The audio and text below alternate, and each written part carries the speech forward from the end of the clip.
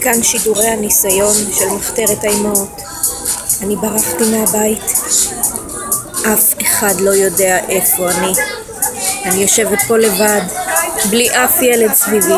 רק אני, הפיצה שלי וכוס של יין.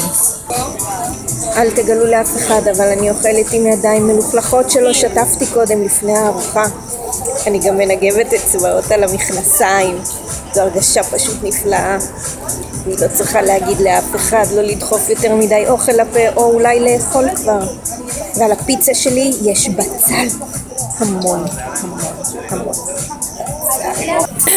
האמת היא שהבאתי איתי גם את המחברת שאני עובדת עליה.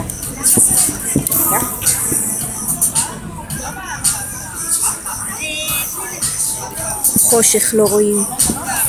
כתוב פה Readings in Library Cataloging. זו מחברת נפלאה, אני עושה ביופי של עבודות. אבל הערב סתם סחבתי אותה, אני לא עושה כלום. היין כמעט נגמר.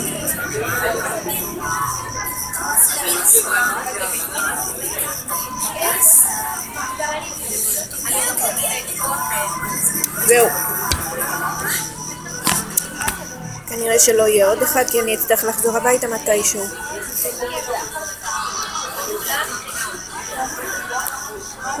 חיים הם כמו ערב בריחה מהילדים. חושבים על זה כל כך הרבה, ובסוף בוחרים באופציה מספיק טובה והולכים לישון ב10:30.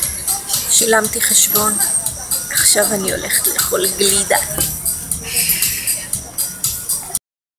לא היה שם אור, אז הייתי צריכה לאכול ולברוח. אכלתי גלידה מצוינת בגביע, ועכשיו אני סוגרת את שידורי המהפכה של האימהות הבורחות. אומרת לכם לילה טוב, כי אני הולכת לישון.